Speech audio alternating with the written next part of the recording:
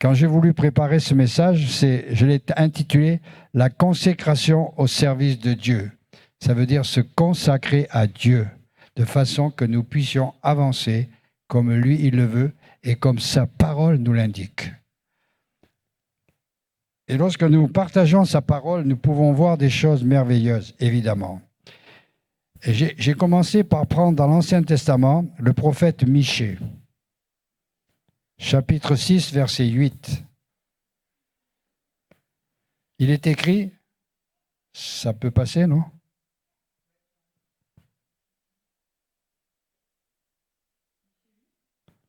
Chapitre 6 de Michée, verset 8.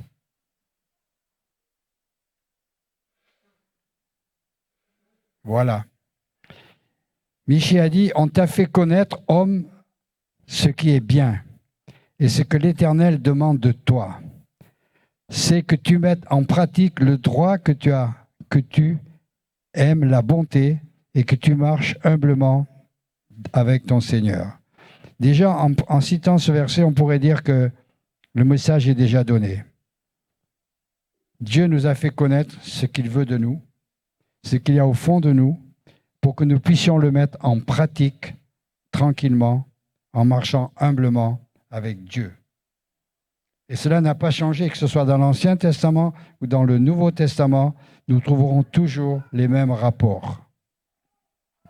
Alors, dans ce passage des Écritures, Michée vient faire un rappel important aux Israélites. Pourquoi ? Les Israélites cherchaient à apaiser l'Éternel en présentant des sacrifices. Et vous savez, ça n'a pas beaucoup changé. Hein ? Il y a beaucoup de religions qui font des sacrifices, mais qui n'ont aucun rapport à ce que dit la Bible. Le sacrifice, il a été accompli déjà, pour nous, par Jésus. Mais à l'époque de l'Ancien Testament, Jésus n'était toujours pas là. Donc, peut-être que pour eux, ça paraissait bien. Mais aujourd'hui, sachons que ce n'est pas nos sacrifices qui comptent. Quand je parle de sacrifice, c'est se soumettre à la parole de Dieu. Hein. Pour le reste, Jésus l'a déjà accompli à la croix. Alors soyons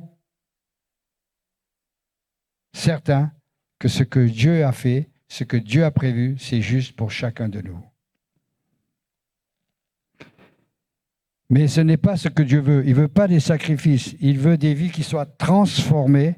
Il veut que ceux qui lui appartiennent se reconnaissent à leur justice, leur bonté et à leur humilité. Et ça, c'est important. Dieu, il veut que ce qu'il nous a donné, ça soit convaincant vis-à-vis des autres qui ne sont pas encore à Jésus. Qu'on soit juste. Tout à l'heure, ça a été dit qu'on ne juge pas, qu'on ne critique pas, qu'on ne fasse pas tout ça. Je n'ai pas dit qu'on ne l'a jamais fait, mais repentons-nous. Moi, ça m'est arrivé aussi de juger, mais je me suis rendu compte que j'étais à côté de la plaque. J'étais plus sur le chemin que Dieu voulait marcher, sur le chemin de Jésus. Nous aurons toujours des critiques, nous aurons toujours des personnes qui nous aimeront pas, même au sein de l'Église même. Ce que je dis, ce n'est pas une parole comme ça, mais bénissons. Parce que des fois, avec notre bouche, on peut dire un mot qui peut blesser quelqu'un. Quand on lit le passage de Jacques, la langue est un venin. Et des fois, on ne fait pas attention. On dit un mot comme ça et on peut blesser quelqu'un. Et on ne s'en rend pas compte. Alors c'est vrai qu'il faut pardonner. Mais je le répéterai souvent quand je prêcherai. Le pardon, il est valable que s'il y a une réelle repentance. Sans repentance, le pardon, il n'a pas la même valeur. Pourquoi ? Parce que l'Esprit de Dieu ne peut pas pénétrer en nous. Quelles étaient les premières paroles de Jean le Baptiste et de Jésus à partir de leur ministère ? Il disait quoi ? Il disait pas demander pardon, il disait repentez-vous. Et nous, aujourd'hui, c'est la même chose que si nous avons quelque chose dans notre cœur qui n'est pas juste, nous devons nous repentir pour que le Seigneur accorde le pardon à chacun de nous. Et ça, c'est merveilleux, parce que Jésus l'a déjà accompli pour nous. On a juste à obéir. Et la parole de Dieu, c'est quoi ? C'est une obéissance. Jésus a obéi à qui ? À Dieu. Il a obéi à Dieu le Père, par la présence du Saint-Esprit. Il ne nous demande pas autre chose, il ne nous demande pas des choses extraordinaires, il nous demande simplement de vivre selon ce que la parole nous dit. Et ce que le prophète Michée a proclamé, il en est de même pour nous aujourd'hui, et ça c'est vrai. Penser, vivre, travailler dans l'humilité, alors nous allons retrouver ces mêmes commandements dans Romains 12, versets 1 à 2. Vous allez voir que ce soit l'Ancien Testament ou le Nouveau Testament, comme tout cela a été conduit par le Saint-Esprit, il y a une relation permanente entre Dieu le Père, Dieu le Fils et Dieu le Saint-Esprit. Et c'est ça qui fait la force de la parole. Il y a quelques jours, j'ai rencontré quelqu'un et il m'a dit « Oui, mais j'ai le droit d'avoir ma religion. » J'ai dit « Oui, vous avez le droit d'avoir votre religion. Le but, c'est de savoir où elle vous conduit, votre religion. » C'est ça qui est important. Il me dit « Mais vous avez quoi ?» J'ai dit « Moi, je n'ai pas de religion. » Eh bien, bon, non, je n'ai pas de religion. J'ai la parole de Dieu, c'est tout ce que j'ai. Mais c'est merveilleux, parce que Jésus a tout accompli pour moi. Elle m'a dit, ah ouais, ça je ne savais pas. Donc les gens, ils ont besoin de savoir. Il ne s'agit pas de leur dire, c'est faux ce que vous faites. Non, c'est de leur dire, où est la vérité. Et je crois que nous devons nous laisser conduire, que nous devons nous laisser porter chaque jour dans ce sens-là. Alors, Romains 12, versets 1 à 2, qu'est-ce qu'il est écrit ? Je vous exhorte donc, frères, par les compassions de Dieu, à offrir vos corps comme un sacrifice vivant, saint, agréable à Dieu, ce qui sera de votre part un culte raisonnable. Quand nous lisons cela, je crois que ça explique beaucoup de choses. On n'a pas besoin de faire des commentaires. Je vous exhorte donc, frères, par les compassions de Dieu, à offrir vos corps comme un sacrifice. Ça, c'est ce que Dieu veut. Ça, c'est le vrai sacrifice. Le sacrifice de l'esprit, de l'âme, mais pas le sacrifice du corps pour se faire flageller ou quoi que ce soit. Non, ce qui sera pour vous un culte raisonnable. Et je crois que lorsque nous venons au culte le dimanche, eh bien, on doit avoir ça dans l'esprit, soit dans le cœur, pour que nous puissions louer Dieu avec notre cœur, pour que nous puissions l'adorer, le remercier avec simplicité et avec humilité. Jésus est le principal auteur de l'humilité. Il s'est fait humble, il s'est fait pauvre pour chacun de nous, alors qu'il était tout-puissant. Il a montré à ses disciples comment il fallait vivre, comment il fallait commencer. Et je crois que c'est la même chose pour nous aujourd'hui. Et comme a dit Richard, dimanche, avec joie, nous allons recevoir des personnes que moi je ne connais pas en tout cas, mais qui peut-être ne connaissent pas Jésus. Mais ce qu'elles ont besoin d'entendre, oui, il y aura des chants, mais ils ont besoin d'entendre la vérité. Et la vérité, elle s'appelle Jésus. Donc je crois que c'est important que nous ayons cela. Alors, avant ce passage des Écritures, l'apôtre a posé les fondements de notre foi. En premier, nous sommes unis à Christ. Notre vieille nature est morte. Les frères et sœurs qui vont se faire baptiser, ils vont avoir leur vieille nature, qui vont mourir dans l'eau. On va les laisser assez longtemps dedans pour qu'ils coulent un petit peu. Donc voilà. Et par sa résurrection en Christ, nous avons reçu une nouvelle nature. Donc réjouissons-nous déjà pour ce dimanche qui vient. Mais ce n'est pas parce qu'il y a des baptêmes qu'on doit se réjouir. On doit se réjouir tous les dimanches. Et même, je vais aller plus loin, chaque jour davantage, pour qu'on puisse remercier Dieu, Jésus et le Saint-Esprit. Vous savez, Dieu, on ne le voit pas. On l'a connu à travers Jésus. On n'a pas vu Jésus, mais on le connaît à travers le Saint-Esprit. Donc c'est bien tout ça, c'est bien coordonné. D'ailleurs, que ce soit de Moïse à aujourd'hui, Dieu a dit, quel est ton nom ? Je suis. Ben, je suis. Je suis, c'est tout. C'est pas plus compliqué que ça. Il n'a pas de prénom, c'est je suis. Donc réjouissons-nous pour ça. Dans ce chapitre 12 de Romains, verset 1 et suivant, nous interpelle, en tout cas je le pense. Si nous sommes vraiment unis à Christ, cela doit se voir, cela doit se manifester correctement dans notre nouvelle façon de vivre. Et c'est vrai que avec Jésus, ce n'est pas l'extérieur qui va changer, c'est l'intérieur de nos corps. On va tous vieillir un peu, hein.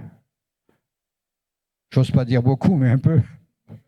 Mais par contre, ce qui va changer et qui doit changer, c'est notre intérieur. Ça veut dire notre esprit, notre âme. La parole nous dit que nous sommes le temple du Saint-Esprit. C'est beau ça, non ?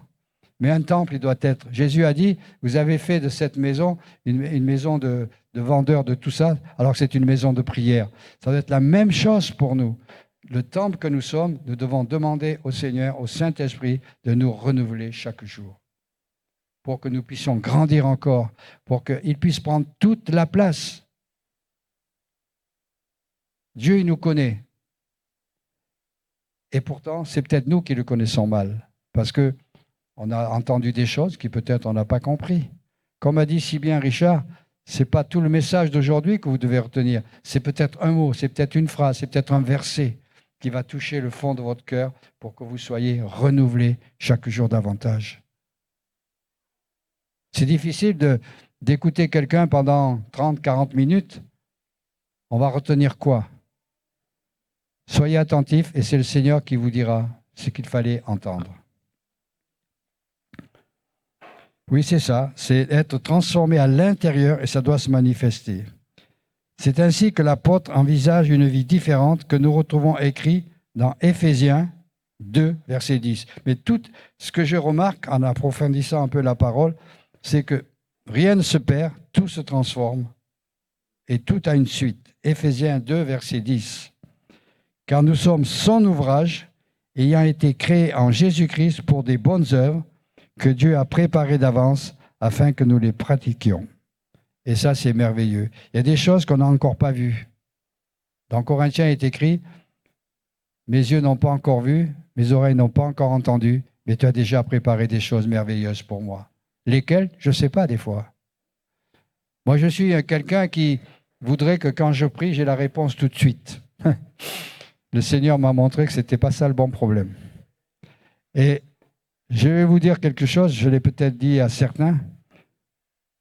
Ces jours-ci, j'ai repensé, lorsque j'avais 8 ans, j'ai fait une prière d'un gamin de 8 ans. Et c'est mon papa qui m'a dit, il faut que tu ailles au catéchisme. C'était catholique. J'ai obéi. Jésus a obéi à Dieu. Et moi, si je n'avais pas été ce jour-là au catéchisme, je n'aurais pas entendu ce que la personne nous a annoncé. À l'époque, pour moi, j'ai rien compris, parce qu'elle a dit qu'il y avait un homme qui avait des lettres dans sa poche pour aller tuer des chrétiens. Et moi, quand je suis rentré à la maison, je me suis arrêté sur un bord de chemin, j'ai dit Seigneur, j'ai pas dit Seigneur, je ne savais pas qui c'était. J'ai dit, j'arrive pas à comprendre que tu as choisi un type qui va tuer des chrétiens. Pour moi, ça me dépassait. Mais ma prière a été celle-ci. J'ai pas tué, j'ai pas volé, mais j'espère qu'un jour tu m'appelleras pour te servir. Eh bien, ici, dans cette salle, j'avais 53 ans. J'ai fait ma prière à 8 ans. C'était une prière du cœur, je n'ai pas calculé. Ce soir-là, après la prédication, je ne voulais pas me lever parce que dans ma tête, c'est une sexe, un lavage de cerveau. Et j'ai entendu 3 fois dans mon cœur, mais c'est moi qui t'appelle. J'ai dit, mais tu es qui, toi? Je ne savais pas. Je ne connaissais rien du tout. Et une main m'a poussé dans le dos, heureusement, parce que je me suis retourné, mais il n'y avait personne. Eh bien, je me suis dit, oula, s'il n'y a pas une main humaine, il y a quelque chose de spécial. Et je me suis avancé, je suis venu là. Si je n'avais pas obéi à mon papa à 8 ans, j'aurais peut-être jamais fait ça. Vous voyez ce que je veux dire? Alors, je ne souhaite pas qu'il faut attendre 50 ans pour avoir une réponse, non, mais ça veut dire que c'est Dieu qui est le maître de tout. Et c'est ça qui est impérieux, parce qu'il sait ce qui est juste. Alors, c'est vrai que... Il ne faut pas que je me trompe de page. La question qui doit se poser, c'est d'offrir à Dieu nos corps comme un sacrifice vivant. Ici, l'apôtre entend par corps notre être tout entier, esprit, âme et corps. Ceci pour ne pas confondre notre corps avec sa vieille nature, et nous retrouvons cet encouragement dans Romains 6, verset 6. Je crois que ça va s'afficher. Romains 6, verset 6.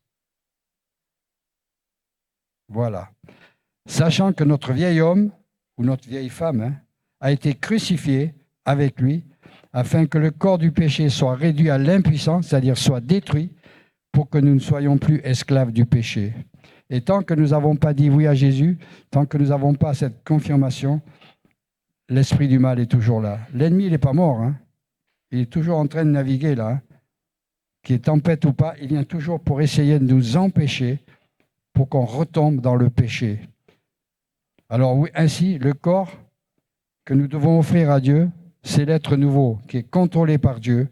Apprenons à désirer que notre moi, mon moi, soit transformé pour que nous puissions le présenter à Dieu sans le péché. Et cela doit se traduire ainsi. Et c'est vrai que combien de fois notre moi prend le dessus, notre chair veut prendre le dessus sur nos activités. Des fois, ce n'est pas mauvais, attention. Mais il faut savoir jusqu'où il faut aller. Ce qu'il faut, c'est écouter le Seigneur, écouter sa parole. Et là, nous sommes certains que nous n'allons pas nous tromper. Nous sommes certains que nous allons recevoir ce que Dieu veut nous donner. Alors, étant donné les compassions de Dieu pour nous, nous devons nous offrir volontairement à lui en un Dieu en retour. Et ça, je crois que c'est merveilleux. Je rigole parce que je vois la petite poupette là-bas qui est toute seule. Elle n'a plus de papa, plus de maman. Ah si, la maman était cachée, je ne l'avais pas vue. Oh là là. Ok. Voilà ce que l'apôtre définit par offrir un culte raisonnable. C'est ce que Dieu veut de nous et qui nous attend pour nous. Et je crois que tous et toutes, je crois que c'est ce que vous avez dans l'esprit, c'est ce que vous avez envie de faire. Mais nous avons différents niveaux, de connaissance, mais ce n'est pas la connaissance qui compte, c'est la reconnaissance et l'obéissance. La connaissance, ça viendra toujours avec, si nous lisons la parole de Dieu. Évidemment, si on ne la lit pas, ça c'est un autre problème. Et dans Éphésiens 1, verset 4,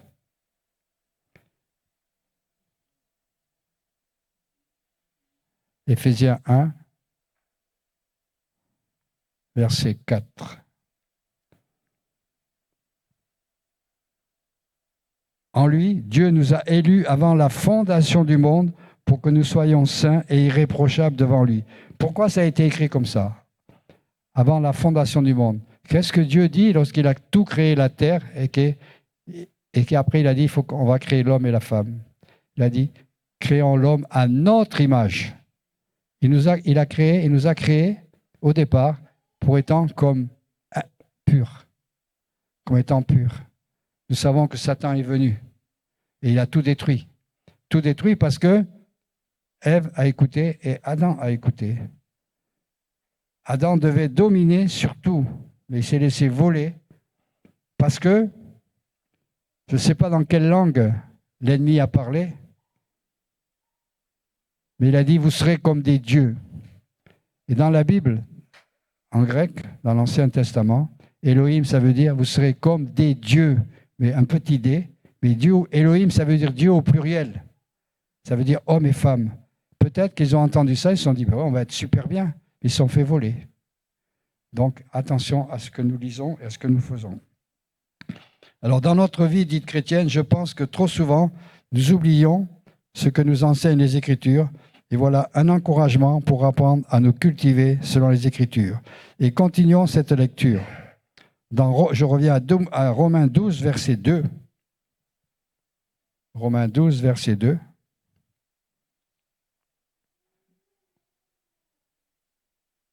Voilà.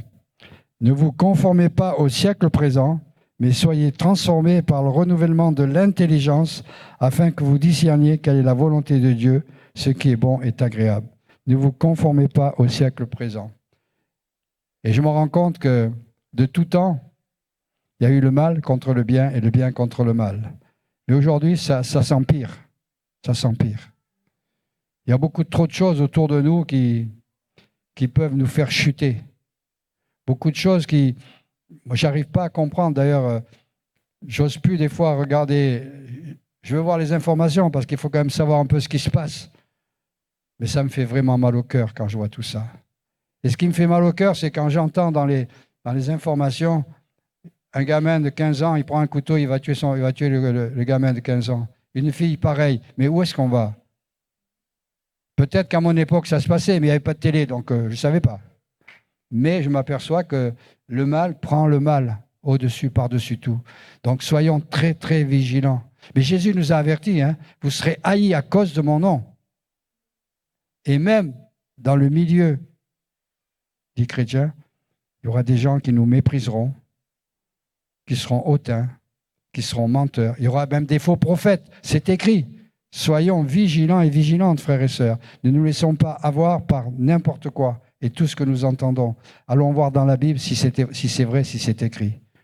Les paroles comme ça lancées, je peux vous dire n'importe quoi, mais si je vous dis n'importe quoi et que ce n'est pas biblique, il faudra peut-être me dire, Paul, la prochaine fois que tu prêches, appuie-toi sur la Bible, hein, et pas sur ta façon à toi. Vous voyez ce que je veux dire? Soyons très vigilants. Alors voilà un enseignement qui pour moi il est précis. Ne vous conformez pas au siècle présent. Le monde qui nous entoure est le siège de Satan. Sa façon d'agir et d'exercer son pouvoir sur tout le monde, non croyant,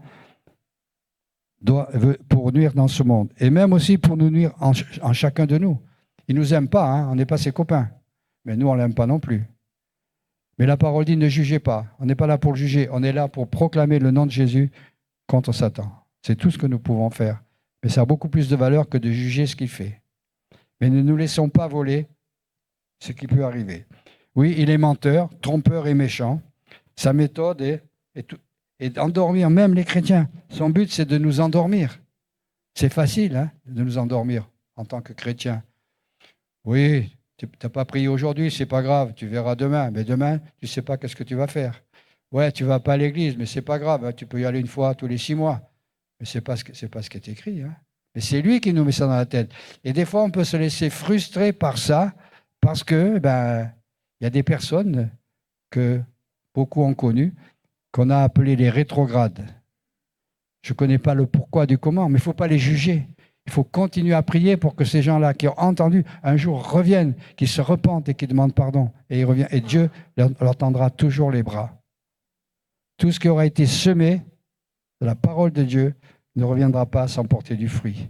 Quand, comment, c'est pas moi qui le sais. Mais c'est ça qui est important. Alors, c'est facile de dire, oui, mais ceux-là, ils viennent qu'une fois tous les 6 mois. Eh bien, peut-être qu'ils ont leur raison, mais il faut les encourager à les aimer pour qu'ils aient envie de revenir. Et revenir au milieu du peuple de Dieu, au milieu des frères et sœurs, pour être encouragés. Et nous avons encore une réponse dans 1 Jean, chapitre 2, versets 15 et 16. 1 Jean. Ce n'est pas l'évangile de Jean, mais c'est 1 Jean. Il est écrit, « N'aimez point le monde, ni les choses qui sont dans le monde. Si quelqu'un aime le monde, l'amour du Père n'est pas en lui. » C'est difficile à accepter ça, ne pas aimer le monde. Quand il dit ça, le Seigneur, c'est pas qu'il ne faut pas aimer les gens, mais il ne faut pas aimer ce qui se passe dans le monde. Ce n'est pas la même chose. Toutes les agressions, tous les mensonges, c'est ça qu'il ne faut pas aimer. Mais on doit aimer les pires des pires, finalement. Aimez vos ennemis, c'est Jésus qui l'a dit, c'est pas moi. C'est pas facile, non? Quand vous avez quelque chose qu'on fait dans votre famille ou à quelqu'un, et qu'il faut aimer cette personne, sur le moment, je ne sais pas comment on réagit, on ne peut pas dire. Mais nous devons apprendre. Et le monde, quand on parle du monde, ce n'est pas des gens, c'est ce qui se passe autour du monde. Tous ces événements qui arrivent. Il ne faut pas confondre. Parce que si c'est les gens, on ne va pas vouloir aller les parler. Car tout ce qui est dans le monde, la convoitise de la chair, la convoitise des yeux, l'orgueil de la vie ne vient point du Père, mais vient du monde. Et là, on a l'explication. C'est les convoitises qui sont là. Il n'y a pas une publicité sans qu'on ne voit pas une femme pratiquement toute nue. On vend une voiture, mais il faut qu'on mette une nana à côté. Je ne sais pas pourquoi, je ne vois pas le rapport. Ils mettent un bon moteur, 15 cylindres, il y a du tonus, mais on s'en fout de la femme. Il y a toujours des publicités qui sont vraiment pour les yeux, la convoitise des yeux. Ben voilà. On peut se faire voler peut-être une fois, mais il faut éviter que ça se reproduise. Ce qui est merveilleux, c'est qu'en parcourant la Bible, nous avons toujours la bonne réponse. Une question se pose, frères et sœurs. Comment pouvons comment pouvons être certains que nous sommes saints et agréables à Dieu? Voilà une bonne question. Mais qui c'est qui nous a rendus saints? Ce n'est pas nous, c'est Dieu. C'est Dieu qui nous a rendus saints. Parce qu'on est venu vers lui. Et c'est lui qui nous a appelés, c'est lui qui nous a choisis, malgré nos défauts. Et il connaît mes défauts, il connaît vos défauts. Mais ça, le Seigneur, il le sait. Il ne faut pas que j'arrive devant Dieu en disant « Ah ouais, tu sais, tu as vu mon frère, le défaut qu'il a ?» Je crois qu'il va me répondre « Et le tien, il est comment ?» C'est facile de voir la paille qui est dans l'œil de son voisin. Mais il faudrait voir déjà la poutre qui est dans le nôtre pour pouvoir ne plus voir la paille. Donc, c'est très important. Et moi, je suis très encouragé quand je vois ça. Et qu'est-ce qui est important? Eh bien, c'est uniquement par le renouvellement de notre intelligence. Le renouvellement vous êtes tous intelligents. Vous avez tous un QI. Et je suis presque certain que vous avez tous un QI qui est supérieur au mien. Mais ça ne m'impressionne pas. Ce qui m'intéresse, c'est d'avoir le renouvellement de l'intelligence que Dieu veut me donner. Et pour cela, nous allons lire Éphésiens 4, versets 23 et 24. Éphésiens 4, chapitre 4. Voilà. À être renouvelé dans l'esprit de votre intelligence et à revêtir l'homme nouveau, créé selon Dieu, dans une justice et une sainteté que produit la vérité. Et je crois que ça, c'est important. Parce que c'est le Saint-Esprit qui va nous révéler toutes choses. C'est lui qui va nous transformer dans toutes choses. Il ne faut pas avoir peur de ça. Il faudra peut-être du temps pour changer. Moi, je parle pour moi. Mais peu importe, pourvu que nous soyons fidèles et que nous restions fidèles à sa parole, que nous restions fidèles aux Écritures. Et vous savez, je ne vais rien vous apprendre, je crois. Mais lorsqu'on est dans une période un peu néfaste, un peu où on est fatigué physiquement, moralement, spirituellement, on peut des fois abandonner, ou on peut des fois lâcher prise. Mais où est-ce que nous allons trouver le réconfort? Ce n'est pas interdit d'appeler un frère ou une sœur pour qu'il prie pour nous, pour qu'on soit réconforté. Mais le plus grand des réconforts, c'est d'ouvrir sa Bible et d'aller chercher ce que Jésus a dit dans le Nouveau Testament. Et là, nous verrons combien nous serons renouvelés et nous serons pour améliorer notre intelligence. Dans la parole, il y a toujours des mots qui sont l'un liés les uns avec les autres. La sagesse, l'intelligence, le renouvellement de notre esprit. Tout cela, c'est lié l'un à l'autre. Il ne faut pas le dissocier. Il faut simplement nous laisser porter à travers tout cela. De par nous-mêmes, c'est vrai que nous ne pouvons pas changer notre façon d'agir. D'ailleurs, la parole est claire. Ce n'est ni par force, ni par esprit, ni par puissance, mais c'est par mon esprit que vous serez changés. Ça veut dire ce que ça veut dire. Et ça, c'est déjà écrit dans l'Ancien Testament. Et aujourd'hui, c'est la même chose. C'est avec Jésus. Regardons à Jésus, à regarder à celui qui est fidèle, à celui qui veut qui nous aime. N'oublions pas que Jésus est notre avocat. Tout à l'heure, j'ai dit à ma sœur, ta fille, elle pleure jamais. Eh bien, voilà, elle m'a démontré que c'était faux. Mais c'est gentil. Donc, vous voyez que je crois qu'il faut que, pour changer notre vieille nature, eh bien, ce n'est pas nous qui la changerons. Il faut nous laisser transformer. Mais il faut le vouloir. Tout est question de vouloir. Si je ne veux pas changer, Dieu va me laisser tranquille. Hein. Il ne va pas me bénir. Mais il va dire, tant que tu ne changes pas, je ne ferai rien pour toi. C'est facile de dire, avec Dieu, on peut tout. Oui, je suis d'accord. Mais si je ne change pas, si je reste toujours dans ma mentalité de déception, je ne suis pas bon, je suis ceci, je ne vaux rien, mais tant que vous restez comme ça, Dieu, il vous laisse faire. Parce que lui, il a dit le contraire.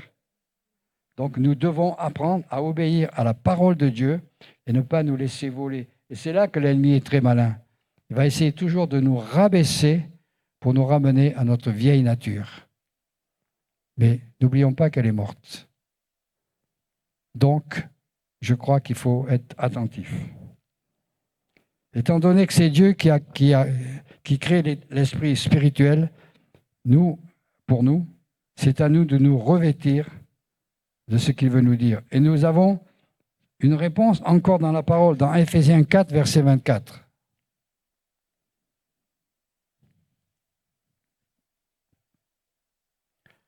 À être revêtir l'homme nouveauté, créé selon Dieu, dans une justice et une sainteté que produit la vérité.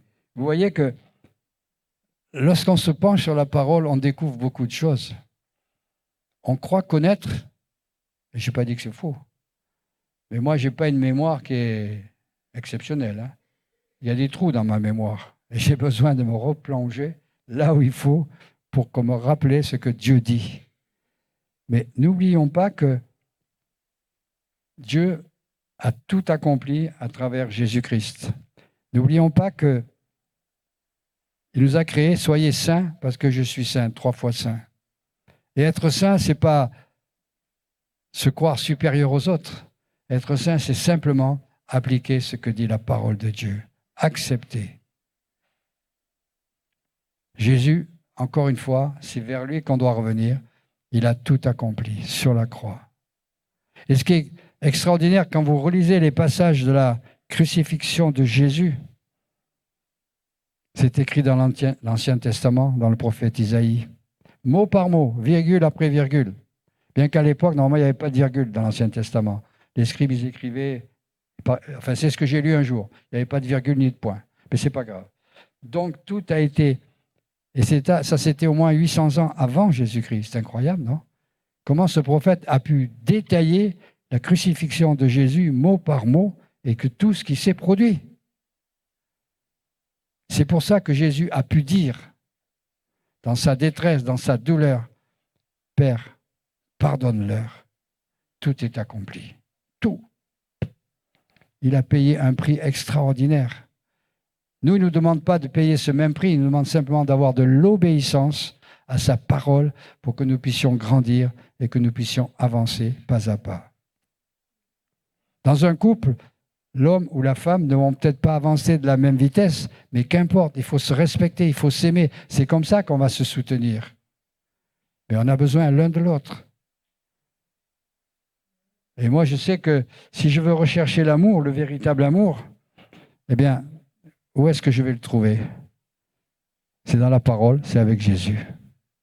Parce que ça, c'est un amour véritable. Quand tu entends dans ton cœur, je serai toujours avec toi, je t'aime, eh ben, on ne peut que dire Amen, Alléluia. Hein. On peut pleurer même des fois. C'est tellement puissant que, waouh, ça nous saisit. Mais c'est la vérité. Et c'est là qu'on peut se relever, c'est là qu'on peut se redresser, c'est là qu'on peut continuer à avancer avec la foi. Ça va? Vous pouvez suivre encore? Oui, être revêtu de l'homme nouveau, créé selon Dieu, et c'est sa volonté. Alors être une volonté bonne, agréable et parfaite. Et le résumé de tout cela, c'est quoi? C'est le plus grand commandement, c'est l'amour. N'oublions pas ce qu'a dit l'apôtre Paul dans 1 Corinthiens 13. La foi, vous connaissez? Racontez? J'attends que vous me preniez la suite, là. La foi, l'espérance et l'amour. Mais la plus grande des choses, c'est l'amour. Sans amour, les choses n'ont plus la même valeur. C'est par amour que Jésus a accepté. C'est par amour que les disciples de Jésus, qui ont parlé dans les épîtres de la Bible, c'est par amour qu'ils l'ont dit, pour encourager les gens. Et moi, je crois que c'est ça que nous devons faire aussi les uns avec les autres. Et le plus grand des commandements, il est là. Il est quoi? Tu aimeras le Seigneur ton Dieu de tout ton cœur, de toute ton âme, de toute ta pensée et de toute ta force. De tout ton cœur, de toute ton âme, de toute ta pensée et de toute ta force. Et ça, ce n'est pas le corps, c'est tout ce qui est dans l'esprit et la pensée. Tu aimeras ton prochain comme toi-même. Quand on lit ça, on est au pied du mur, n'est-ce pas? C'est facile d'aimer quelqu'un qui vous aime. Mais quelqu'un qui ne vous aime pas, est-ce que c'est facile? Wow. Et pourtant, il faut réagir parce que l'amour de Dieu dépasse toute chose. Et j'ai la certitude que l'amour de Dieu, ce n'est pas l'amour que j'ai pour quiconque. Même l'amour que j'avais pour mon épouse, c'était le même mot, mais est-ce qu'il avait la même valeur par rapport à Dieu, par rapport à l'amour qui est là-haut? Alors je me dis que soyons vigilants. Donc je pense que nous devons continuer à vivre cette consécration au service de Dieu. Et appliquons ce que le prophète Jérémie a dit, ça je ne l'ai pas noté là-bas. Circoncisez-vous pour l'Éternel, circoncisez vos cœurs. Ce qui compte, ce n'est pas la circoncision de la chair, c'est la circoncision du cœur qui compte. Dieu ne nous demande pas de... Dans l'Ancien Testament, c'était la coutume. Ok. C'était aussi sur le plan, on va dire, culturel, la propreté, etc., l'hygiène. Mais nous, ce qu'il veut, c'est un cœur circoncis. Et de tout temps, pour cela, nous devons obéir à la sainte parole de Dieu. Et je crois que Comment je pourrais clôturer ce message ce matin? Je m'en remets à Dieu.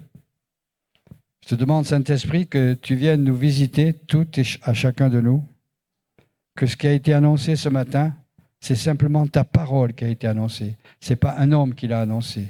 C'est ta parole avec l'Esprit de Dieu pour que nous puissions grandir, pour que nous puissions cultiver encore plus. Vous savez, si vous avez des petits jardins, si vous voulez des bons légumes, il faut les cultiver. Il faut sarcler, il faut enlever les mauvaises herbes, il faut faire tout ci, tout ça. Mais avec nous, c'est la même chose. Parce que l'ivraie peut venir pousser encore au milieu des bonnes graines. Et c'est notre sœur, quand elle a prêché pour le vin, elle a parlé des mauvaises herbes. Mais les mauvaises herbes, vous savez, il y en a partout. Ça pousse vite, ça pousse au milieu des bonnes.